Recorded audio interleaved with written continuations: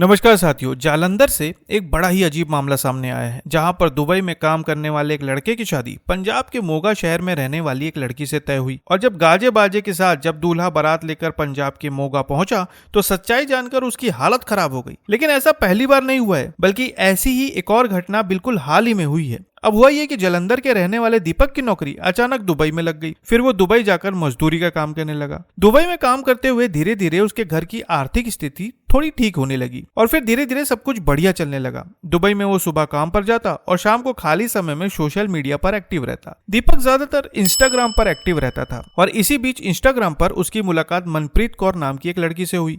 मनप्रीत पंजाब के मोगा शहर की रहने वाली थी और दीपक जालंधर का। अब दोनों का शहर आसपास था, जिसकी वजह से दोनों में बातचीत शुरू हो गई। लेकिन फिर हाय हेलो की ये बातें बातों बातों में प्यार की रेल पटरी पर दौड़ने लगी। फिर 3 सालों तक दोनों इंस्टाग्राम पर एक दूसरे से प्यार भरी बातें करते रहे, कभी वीडियो कॉल पर तो कभी उंगलियों को थका देने वाली चैट पर। लेकिन दूसरी तरफ दीपक के परिवार वालों को दीपक की शादी की चिंता होने लगी। इसलिए परिवार वालों ने एक दिन दीपक से बात की कि भाई हम तुम्हारी शादी करवाना चाहते हैं। लेकिन इससे पहले दीपक के घर वाले उसे शादी के लिए लड़की दिखाते, दीपक ने परिवार वालों को ही मनप्रीत कौर की तस्वीर दिखा दी। अब जब घर वालों ने लड़की की तस्वीर देखी तो उन्हें लड़की बहुत पसंद आई। फिर दीपक ने फोन पर लड़की की बात अपने परिवार वालों से करवाई। दोनों के माता पिता ने एक दूसरे से बात की और फोन पर ही शादी का ये रिश्ता तय हो गया। लेकिन इस रिश्ते की सबसे हैरान करने वाली बात यह थी कि दोनों परिवार कभी एक दूसरे के सामने रूबरू नहीं हुए थे। लेकिन फिर भी फोन पर ही शादी की सारी बातें हो गई कि शादी कब करनी है, कैसी रस्म होगी, क्या क्या होगा, सब कुछ फोन पर ही तय हो गया। तो अब दीपक और मनप्रीत की शादी तय हो चुकी थी। शादी को कुछ ही महीने बाकी थे।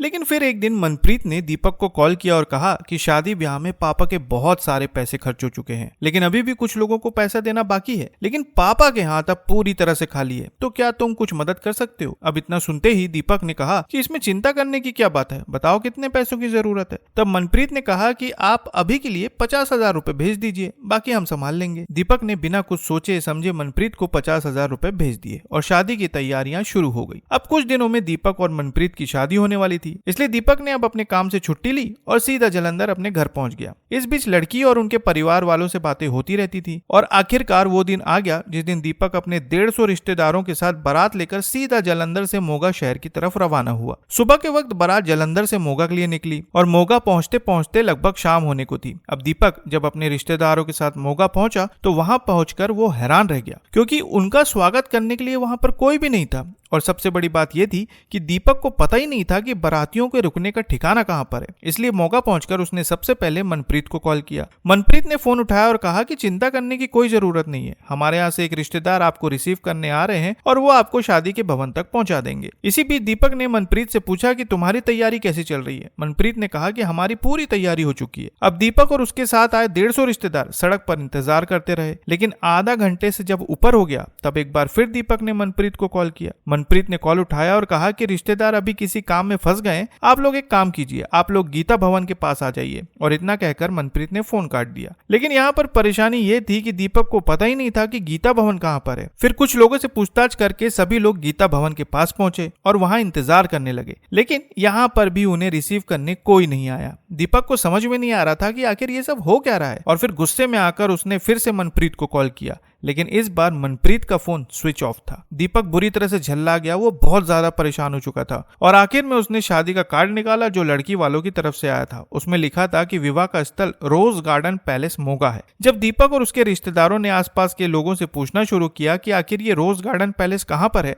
तो वो बहुत ज्यादा हैरान रह गए, क्योंकि पूछताछ में पता चला कि ऐसा कोई भी शादी का भवन यहाँ पर मौजूद नहीं है। दीपक और उसके रिश्तेदारों को कुछ समझ में नहीं आ रहा था कि आखिर उनके साथ चल क्या रहा है। फिर दीपक ने मनप्रीत के घर का पता किया जो शादी के कार्ड में छपा हुआ था। घर का पता था लोहरा चौक, गली नंबर 5 मोगा। अब किसी तरह से दीपक और सारे बाराती गली नंबर 5 पर पहुंचे, लेकिन वहां पर भी ऐसा कोई घर उन्हें नहीं दिखा जहां पर शादी की तैयारियां चल रही हो। इसके बाद दीपक ने अपना मोबाइल निकाला और मनप्रीत की तस्वीर लोगों को दिखाकर पूछने लगा कि क्या आप इस लड़की को जानते हैं। लेकिन हैरानी इस बात की थी कि उस गली नंबर 5 में कोई भी मनप्रीत को नहीं जानता था। इसके बाद उसने फिर से मनप्रीत को कॉल किया, लेकिन मनप्रीत का मोबाइल फोन लगातार बंद आ रहा था। दीपक को अब समझते देर नहीं लगी कि उसके साथ बहुत बड़ा धोखा हुआ है। और फिर पूरे 5 घंटे इंतजार करने के बाद, गलियों की खाक छानने के बाद दीपक और उनके पूरे रिश्तेदार वहां के स्थानीय पुलिस थाने पहुंचे और मनप्रीत कौर और उसके परिवार के खिलाफ कंप्लेंट दर्ज करवाई। दीपक ने थाने में पूरी जानकारी दी कि किस तरह से दोनों मिले, दोनों की शादी किस तरह से तय हुई और दीपक ने उसे कब 50,000 रुपए भेजे। इसके अलावा दीपक ने यह भी बताया कि मनप्रीत ने कहा था कि वह एक वकील है और फिरोजपुर में नौकरी करती है। वैसे ये घटना 2024 की थी, लेकिन भले ही ये घटना 2024 की हो, बिल्कुल ऐसा ही वाकया अब जून 2025 में फिर से दोहराया गया है। अमृतसर का रहने वाला एक परिवार जो अपने लड़के की शादी करवाना चाहता था, लंबे समय से एक अच्छे रिश्ते की तलाश में था और तभी उन्हें पंजाब के मोगा शहर की रहने वाली एक लड़की के बारे में पता चला। इसके बाद फोन पर सारी बातें हुई, लड़की के परिवार वालों ने लड़की की तस्वीर भेजी और फिर लंबी बातचीत के बाद फोन पर ही शादी का ये रिश्ता तय हो गया। शादी की तारीख तय हुई, जिसके बाद लड़का बारात लेकर जब लोहरा चौक के पास गली नंबर 5 पर पहुंचा तो बिल्कुल वैसे ही हुआ जैसा दीपक के साथ हुआ था। वहां पर भी ऐसा कोई घर नहीं था जहां पर शादी की तैयारियां चल रही हो और उसी तरह जब लड़के ने लड़की की तस्वीर वहां के लोगों को दिखाई तो कोई भी उस लड़की को नहीं पहचानता था। इसके बाद लड़के और लड़की के परिवार वालों ने जब लड़की को कॉल किया तो सभी का मोबाइल स्विच ऑफ था और शायद ऐसे और भी कई किस्से होंगे जो कभी सामने नहीं आए। देखा जाए तो ये एक बहुत बड़ा स्कैम है जिससे सावधान रहने की जरूरत हम सभी को है। इसलिए दोस्तों, रिश्ता तय करते वक्त सावधानी रखें और किसी भी तरह के स्कैम से बचें। और हाँ, इस खबर पर आप क्या कहना चाहेंगे कमेंट बॉक्स में जरूर बताएं और नई खबरों के लिए चैनल को सब्सक्राइब करना ना भूलें। फिर मिलते हैं साथियों बिल्कुल एक नई खबर के साथ, तब तक के लिए आपका बहुत बहुत धन्यवाद।